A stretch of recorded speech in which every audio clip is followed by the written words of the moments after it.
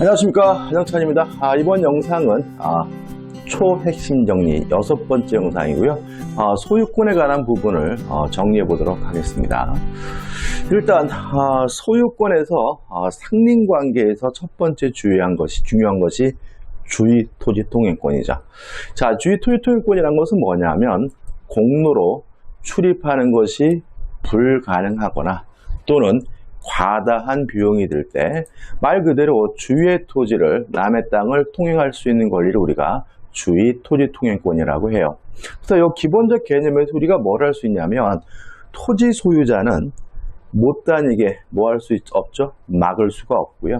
다음과 같은 공작물을 설치하게 되면 철거해 줄 의무를 부담하게 된다는 것이죠. 자, 그러면 이러한 주의 토지 통행권이 발생하기 위해서는 어떠한 요건이 필요한가? 첫째, 공로로 출입하는 것이 불가능해야 되는데 판단하는 기준은 형식적으로 판단하는 것이 아니라 실질적으로 판단한다. 따라서 형식상의 도로가 있더라도 실제로 다닐 수가 없다면 그때도 주의 토지 통행권이 인정된다는 것이 우리 판례 입장이라는 거 꼭 기억해 두셔야 되고요. 또 불가능해야 되기 때문에 좀 더 편리하다, 좀 더 지름길이다, 이런 이유만으로는 주의 토지 통행권 인정되지 않고요. 또 불가능해야 되기 때문에 나중에라도 추후에라도 공로, 길이 만들어지게 되면 기존의 주의 토지 통행권은 소멸하게 된다는 거 기억해 두셔야 되겠죠. 그 다음에 어디로 다니느냐? 손해가 가장 적은 장소와 방법으로 통행하라고 규정을 두고 있어요.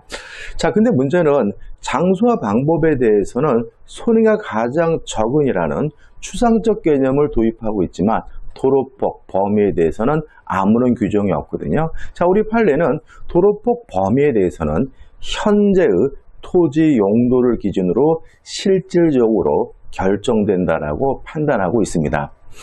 따라서 실질적으로 판단하기 때문에 건축법의 규정은 적용되지 않고요. 또 현재 토지 용도를 가지고 따지고 판단하기 때문에 미래 용도는 고려하지 않는다는 거 꼭 기억해 두셔야 되겠죠. 네 번째, 손해 원칙적으로 보상을 해줘야 됩니다. 남의 땅을 다니게 되니까요. 근데 예외적으로 보상할 필요가 없는 경우가 있는데 첫 번째는 우리 판례가 인정해 주는 건데 보상 없이 통행하여 온 자입니다. 이거는 일종의 신의칙상 인정되는 금반원의 원칙이죠.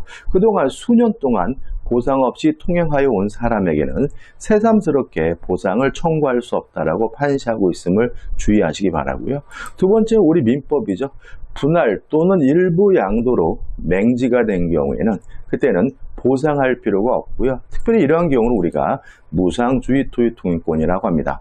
이 무상주의 토지 통행권과 관련해서 꼭 기억해 두어야 될 것은 직접 당사자 간에만 적용된다는 거죠. 따라서 분할 또는 일부 양도로 인한 무상주의 토지 통행권은 직접 당사자 간에만 적용되기 때문에 특별 승계인과 같은 매수인에게는 적용되지 않는다는 거 유의하셔야 되겠죠. 자, 그 다음에 이제 나머지 기타 상린관계 중요한 부분인데 첫 번째, 경계표와 담의 설치입니다. 자, 설치 비용은 절반씩 반씩 부담하고요. 설치하기 위한 측량 비용은 면적의 비율로 부담합니다. 만약에 특수한 시설을 하고 싶은 사람이 있어요. 그것은 하고 싶은 사람이 그 비용을 부담하게 되고요. 담이 있긴 한데 누구 건지 잘 모르겠으면 공유로 추정하게 된다는 거 주의하셔야 되겠죠. 어떻게 했니? 추정입니다. 자, 그 다음에 가지뿌리가 경계를 침범했다. 이것도 은근히 잘 나오죠. 첫째, 나뭇가지가 경계를 침범한 경우에는 제거를 청구하고 응하지 않으면 그때 비로소 제거할 수가 있고요. 나무 뿌리가 넘어온 경우에는 발견하는 즉시 임의적으로 제거할 수 있다는 거 꼭 기억해 두셔야 되겠죠. 그 다음에 경계 부분에서의 건축입니다. 일단 경계로부터 반미터 이상 거리를 둬야 돼요. 근데 만약에 반미터 이상 거리를 둬야 되는데 위반을 했다면 어떻게 되느냐? 원칙적으로 철거 및 손해배상을 청구하게 되는데 다만 예외가 있을 수가 있는데 공사 착수 후 1년이 경과됐거나 또는 이미 건물이 완성된 경우에는 철거 청구는 할 수 없고요. 손해배상만 청구할 수 있다는 거 꼭 기억해 두시기 바랍니다. 여기까지가 이제 상린관계에 관한 주요 내용이죠. 자, 이제 소유권을 취득해서 점유취득시효로 갑니다. 일단 점유취득시효라는 것은 타인의 부동산을 점유하고 있는 상태에서 20년 지나면 취득시효하게 되는 거죠. 일단 이러한 점유취득시효하기 위한 이 점유는 어떤 점유여야 되느냐? 자주점유고 평온하고 공윤한 점유여야 되고요. 여기서 목적물과 관련돼서 우리가 기억할 것은 뭐냐면 첫째, 일부 토지에 대해서도 취득시효할 수가 있다. 다시 말하면 한 필지 토지 전체일 필요는 없고 일부라 하더라도 취득시효할 수가 있고요. 또 이 점유 취득시효는 입증곤란을 구제하기 위한 제도이기 때문에 자신의 소유물에 대해서도 취득시효할 수가 있고요. 국유재산 중에서는 용도가 지정되어 있는 행정재산은 취득시효할 수가 없고요. 용도가 지정되지 않은 일반 재산에 대해서만 취득시효할 수 있다는 거 꼭 기억해 두셔야 되겠죠. 자, 그 다음에 취득시효가 완성됐다 그래서 바로 소유권을 갖는 것은 아닙니다. 등기하면 점유개시시로 소급해서 소유권을 갖거든요. 여기서 조심할 것은 등기하면 소유권을 취득하는 시기가 점유개시시로 소유권을 갖는다는 거 기억해 두시고, 그 다음에 또 하나 조심할 것은 취득시효가 완성됐다면 바로 소유권을 갖는 것이 아니라 등기를 해야 비로소 소유권을 갖는다는 말은 20년이 완성되는 순간 취득시효 완성자가 갖는 권리는 소유권이 아니라 등기 청구권이고요. 이 등기 청구권은 물권이 없죠. 소유권이 없죠. 따라서 법적 성질이 채권적 청구권이 되는 거죠. 따라서 이 등기 청구권이 채권적 청구권이라면 소멸시효에 걸려야 되는 것이 원칙이겠죠. 항상 그러느냐? 이 문제에 대해서 우리 판례는 취득시효가 시효 완성자가 점유를 계속하고 있다면 소멸시효가 개시, 시작도 되지 않는다는 것이 우리 판례 입장이죠. 따라서 점유를 계속하고 있으면 소멸시효가 시작도 되지 않으니까 점유를 상실한 때부터 시작이 돼서 10년이 지나야 비로소 등기청구권이 소멸하게 되고요. 또 채권적 청구권이기 때문에 등기는 특정한 사람에게만 할 수 있는데 그 상대방이 누구냐? 점유, 취득시효가 완성될 당시 소유자죠. 따라서 등기는 20년이 완성될 당시 소유자에게만 청구할 수 있다는 것이 이 점유, 취득시효 관련된 판례의 키가 되는 거죠. 자, 한번 생각해 보죠. 자, 등기는 갑이하고 있고요. 점유는 을이하고 있어요. 자, 요 시점이 예를 들어서 20년이 되는 시점인데 만약에 갑이 20년이 되기 전에 갑이 병에게 소유권을 넘겨줬다면 이제 완성될 당시의 소유자는 병이기 때문에 병에게 뭐 할 수 있는 거죠? 등기를 청구할 수가 있는 거죠. 따라서 취득시효가 완성되기 전에 소유자가 변동이 된 경우에는 점유자는 누구한테 등기를 청구하면 되는 거죠? 완성될 당시 소유자에게 등기를 청구하면 되는 거죠. 자, 근데 만약에 20년이 지나가지고 이 병이 또다시 정에게 소유권을 넘겨줬다면 이 을은 정에게는 등기해달라고 뭐 할 수 없는 거죠? 청구할 수가 없는 거죠. 왜요? 완성될 당시에 소유자에게만 등기를 청구할 수가 있는 거니까요. 따라서 이 을은 정에게 등기를 청구할 수 없으니까 소유권을 일단은 취득할 수 없거든요. 그러면 을은 어떻게 하느냐? 을은 완성될 당시의 소유자인 병에게 손해배상을 청구하게 되는데 이 손해배상의 원인에 대해서 우리 판례는 채무 불이행을 이유로 손해배상을 청구하는 것이 아니라 불법행위를 원인으로 손해배상을 청구할 수 있다는 것이 우리 판례 입장이고요. 따라서 불법행위를 원인으로 손해배상을 청구할 수 있으니까 이 병에게 고의나 과실이 있어야지만 손해배상을 청구할 수 있는 거죠. 그럼 만약에 병이 20년이 지난 후에 정에게 수용을 당했어요. 그러면 병도 뺏긴 것이니까 병에게 아무런 고의 과실이 없기 때문에 이때 을은 병에게 불법행위를 원인으로 손해배상을 청구할 수가 없고요. 다만 이 병이 받을 수용보상금에 대해서 대상 청구권이 인정되긴 합니다. 근데 이것도 조심할 것은 이러한 대상 청구권이 인정되기 위해서는 을이 병에게 취득시효가 완성됐음을 주장한 바가 있어야 대상 청구권이 인정이 되고요. 만약에 취득시효가 완성됐음을 주장한 바가 없다면 대상 청구권이 인정되지 않는다는 것이 우리 판례 입장이라는 거 조심하셔야 되겠죠. 자, 그 다음에 등기부 취득시효입니다. 일단 등기부 취득시효라는 것은 왜 인정하는 거냐면 공신의 원칙을 부정하는 민법을 보완하는 제도예요. 자, 우리 민법은 등기에 대해서 공신의 원칙을 인정하지 않고 있기 때문에요. 등기부를 믿고 거래한 사람은 보호받지 못합니다. 문제가 있죠? 그러한 것을 보완하기 위해서 인정되는 제도가 등기부 취득시효라는 거 좀 생각해 보셔야 되고요. 요건은 점유도 하고 있고 등기도 하고 있는 사람은 10년 지나면 소유권을 취득하게 되는데 요 우리가 등기부 취득시효라고 하고요. 요 점유는 자주점유고 평온하고 공연한 점유라는 점은 마찬가지인데 선의이고 무과실이 추가됩니다. 따라서 등기부 취득시효하기 위한 점유는 뭐 해야 됩니까? 선의이고 무과실해야 되는 거죠. 그러면 10년 내내 선의 무과실해야 되느냐? 이 문제에 대해서 우리 판례는 점유를 개시할 때, 시작할 때만 선의 무과실이면 되고요. 또 등기할 때 선의 무과실해야 되느냐? 그럴 필요는 없다. 점유를 개시할 때만 선의 무과실이면 된다는 것이 우리 판례 입장이죠. 그 다음에 이 등기는 무효인 등기죠.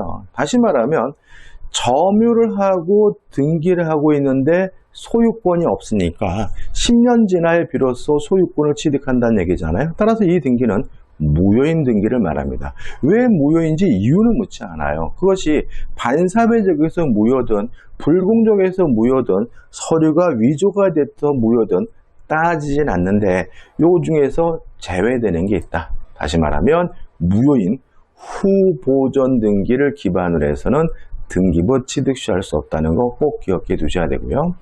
그 다음에 점유 등기도 10년 해야 되거든요. 그러면 꼭 자기 명의로 10년간 등기해야 되느냐? 그럴 필요는 없다. 우리 판례는 전 점유자와 나의 점유가, 나의 등기가 합산해서 10년이면 충분하다는 것이 우리 판례 입장이거든요. 다시 말하면 우리 판례는 등기 기간의 승계를 인정합니다. 따라서 꼭 한 사람 명의로 10년간 등기해야 되는 것은 아니고 암명의자와 합산해서 그 등기 기간이 10년이 되더라도 등기부 취득시효할 수 있다는 거 기억해 두시면 되겠죠. 자, 그 다음에 이제 나머지 소유권에 취득해가지고 먼저 무주물입니다. 자, 일단 물건을요, 주인이 없는 물건과 주인이 있는 물건, 무주물과 유주물로 나뉘게 되고요.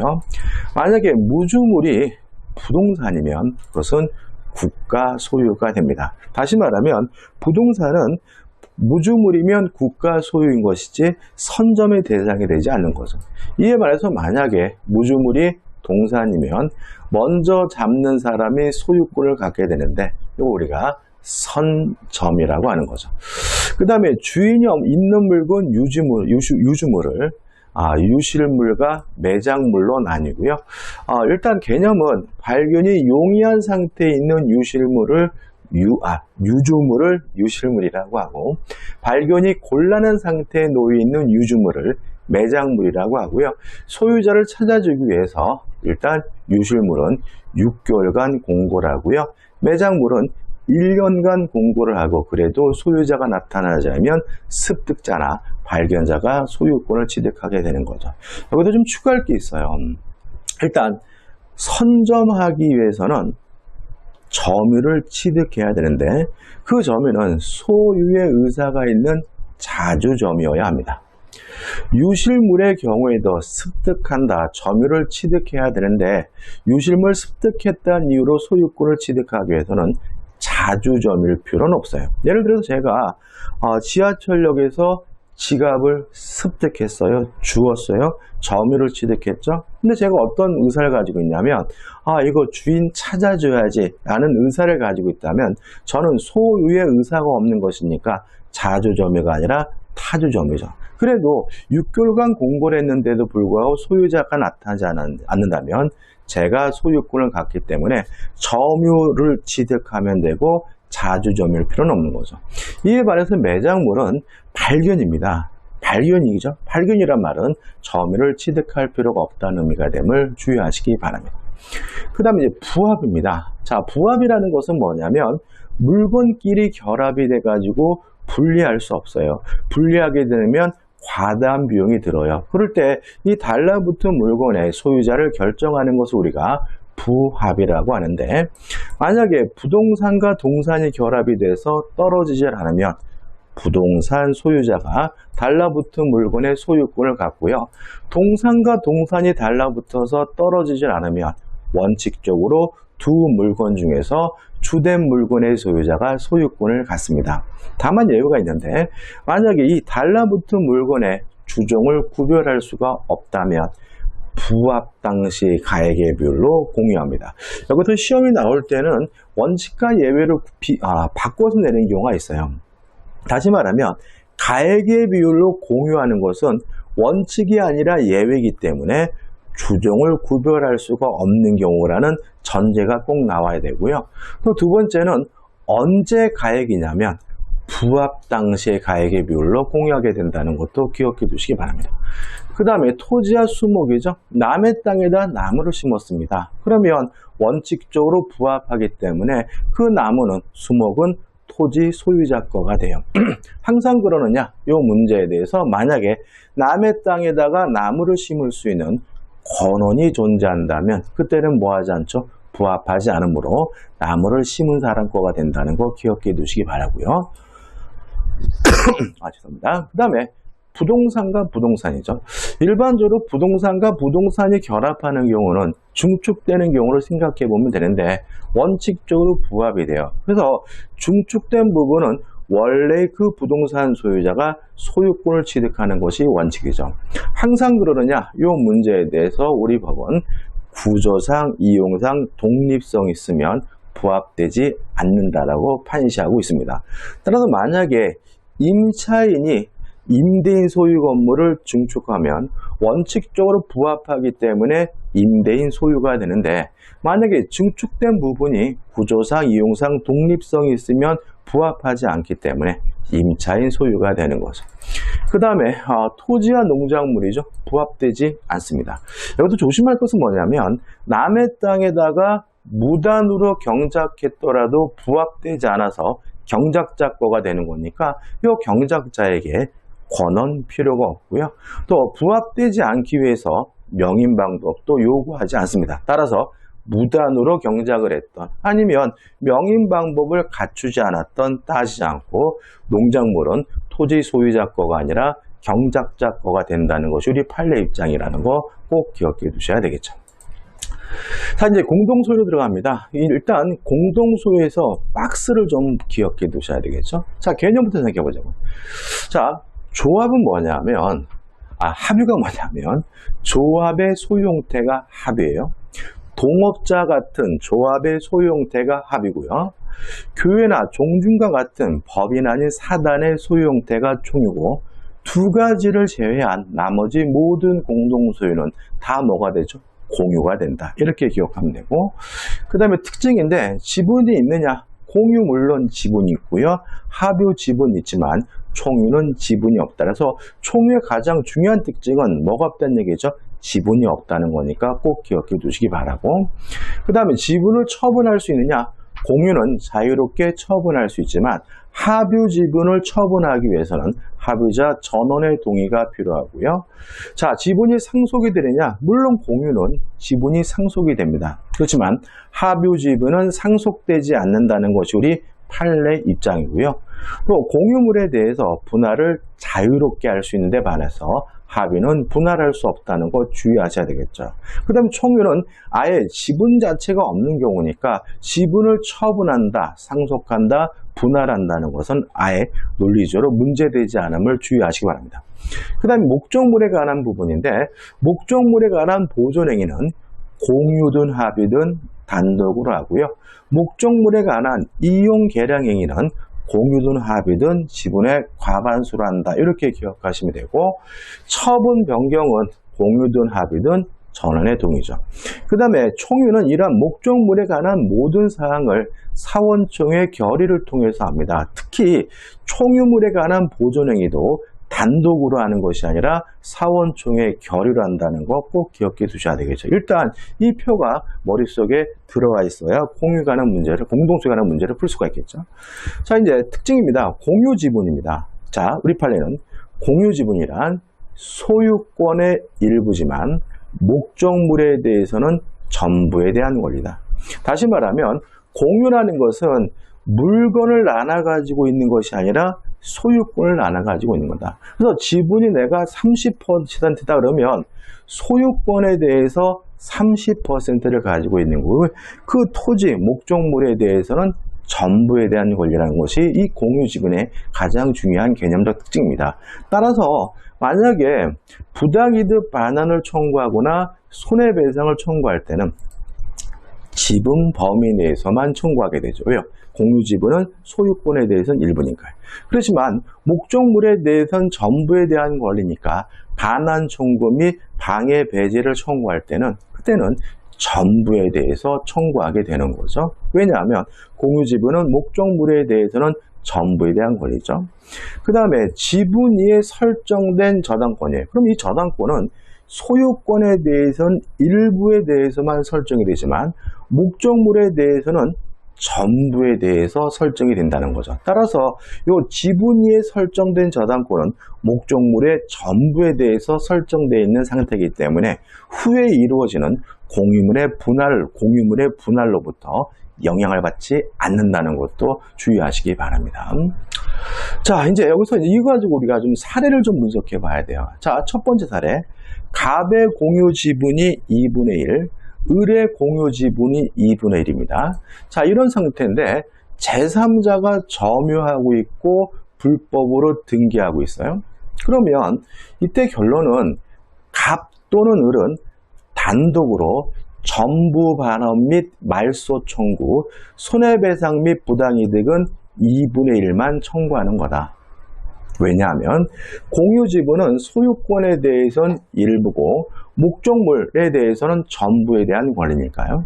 그 다음에 또 하나 조심할 것은 이러한 제3자가 점유하고 있을 때 또는 불법으로 등기하고 있을 때 반환이나 말소를 청구하는 것은 보존행위이기 때문에 단독으로 하게 된다는 것도 꼭 기억해 두셔야 되겠죠. 근데 만약에 갑과 을 공유자 중 한 사람인 갑이 점유하고 있어요. 이때 을은 단독으로 전부에 대해서 반환 청구할 수 있고요. 부당이득은 2분의 1 지분 범위 내에서 청구하게 됩니다. 이해되시나요? 자, 이 공유 토지를 어떻게 점유하고 사용할지는 지분의 과반수로서 결정해야죠.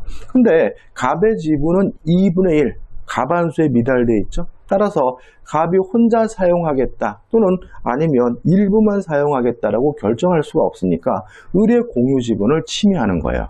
따라서 을은 전부에 대해서 반환 청구, 부당이득은 어떻게 해요? 2분의 1 범위에서 청구하게 되는 거죠.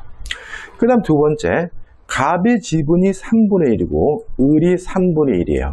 그런데 이 토지를 갑이 점유하고 있어요. 그때 을은 반환을 청구할 수 없고 3분의 1 범위 내에서 부당이득 반환을 청구할 수 있습니다. 자, 왜 그러냐면 갑의 지분이 3분의 1이라면 이 사람의 지분은 과반수를 넘었기 때문에 이 토지를 어떻게 사용할지 스스로 결정할 수 있고요. 내가 점유하고 사용하겠다. 정당한 거죠. 따라서 을은 갑에게 반환을 청구할 수는 없습니다. 다만 자신의 지분 범위 내에서 부당이득 반환만 청구할 수가 있는 거죠. 시험에 많이 나오는 것은 이거죠. 자, 갑으로부터 사용 수익을 허락받은 병이 점유하고 있어요. 다시 말하면 갑이 단독으로 병에게 임대를 해줬어요. 이랬을 때 을은 병에게 반환을 청구할 수도 없고요. 을은 병에게 부당이득 반환도 청구할 수가 없습니다. 왜냐하면 제3자에게 사용 수익하게 하고 제3자에게 임대하는 것은 이용행위로서 관리행위로서 지분의 과반수로서 결정하잖아요. 그래서 갑의 지분이 이미 3분의 1을 초과하고 있다면 혼자서 해주는 것도 가능한 거죠. 따라서 병의 권리는 임차권은 정당한 것이니까 을은 병에게 반환을 청구할 수가 없고요. 병이 또 정당한 임차인이라면 그가 얻는 이득도 부당이 될 수가 없으니까 부당이득 반환도 청구할 수가 없는 거죠. 그럼 을은 어떻게 하느냐? 을은 갑에게 3분의 1 범위 내에서만 부당이득 반환을 청구할 수 있다라고 이해하는 것이 우리 판례 입장입니다. 자, 이제 소유권의 이제 마지막이죠. 공유물의 분할입니다. 일단 공유물의 분할은 자유롭습니다. 다만 5년을 초과하지 않는 범위 내에서 불분할 특약을 하는 거 가능하고요. 이러한 특약을 가지고 제3자에게 대항하기 위해서 등기가 필요하다는 거 기억해 두시고요. 자, 공유물의 분할은 자유롭으니까 공유물 분할을 청구할 때는 다른 공유자로부터 동의나 승낙을 받을 필요 없겠죠. 따라서 공유물 분할 청구에 대해서 상대방은 거부할 수가 없고요. 따라서 공유물 분할 청구권은 승낙을 받지 않고 일방적으로 하는 법적 성질이 형성권인 거죠. 다만 어떻게 분할할 것인지 분할 방법에 대해서는 협의가 이루어져야 돼요. 만약에 협의가 이루어졌다면 우리가 협의 분할이라고 하고요. 협의 분할은 교환 또는 매매입니다. 이게 무슨 말이냐면 협의 분할은 세 가지 방법이 있어요. 진짜 잘라갖는 거 현물 분할, 법적 성질이 교환입니다. 또 아니면 제3자에게 팔고 돈으로 나눠갖는 거 대금 분할, 아니면 공유자가 한 사람이 소유권을 취득하고 다른 공유자에게 돈으로 배상하는 거, 가격 배상에 의한 분할인데 이거는 뭐죠? 매매거든요. 따라서 결국은 협의 분할은 교환 아니면 매매니까 결국은 담보 책임이 발생하고요. 또 교환 아니면 매매니까 법률 행위에 의한 물권 변동이니까 분할했다는 이유로 물권이 변동되려면 뭐가 필요한 거죠? 등기가 필요하다는 거 꼭 기억해 두셔야 되겠죠. 근데 만약에 협의가 이루어지질 않았어요. 그러면 뭘 하게 됩니까? 재판상 분할을 하게 되는데 이 재판상 분할은 대표적인 뭐가 되는 거죠? 형성 판결이고요. 따라서 등기하지 않아도 물권이 변동되게 되는 거죠. 여기서 조심할 것은 뭐냐면 분할 방법에 대해서 협의가 성립되지 않는 경우에만 재판상 분할을 한다는 거고, 근데 만약에 재판 과정에서 판결이 난 것이 아니라 조정에 관한 합의가 있었다면 그것은 협의 분할, 법률행위에 의한 물권 변동이기 때문에 등기를 해야 된다는 거 주의하셔야 되겠죠. 그다음 마지막으로 구분 소유적 공유 또는 상호 명의신탁이라고 해요. 개념은 뭔가요? 한 필지 토지를 특정 부분을 따로따로 구분해서 나누어서 소유하고 있는 것을 우리가 구분 소유적 공유라고 합니다. 다만 등기는 뭐라고 있는 거죠? 공유를 하고 있는 거죠. 다시 말하면 특정된 토지를 나눠서 소유하고 있지만 등기는 공유를 하고 있는 것을 우리가 구분 소유적 공유 상호 명의신탁이라고 합니다. 결론은 대내적, 지들끼리는 구분 소유입니다. 분리된 땅인 거죠. 대외적으로는 공유입니다. 다시 말하면 대외적으로는 공유고 대내적으로는 분리된 땅이니까 문제를 보실 때 등장인물만 조심하시면 돼요. 각각을 자기들끼리만 등장했다면 분리된 땅이라고 생각하고 문제 지문을 보시면 되고요. 병가정 제3자가 등장하는 경우에는 공유라고 생각하시고 보면 되겠죠. 자, 이번 강의 여기까지입니다. 그렇게 해가지고 소유권에 관해서 정리를 했고요. 소유권이 좀 양이 좀 많죠. 그래도 이 정도만 확실히 정리하시고 문제까지 연습하시면 충분히 극복할 수가 있습니다. 자, 이 영상이 도움이 되셨다면 구독, 좋아요 부탁드리겠습니다. 고맙습니다.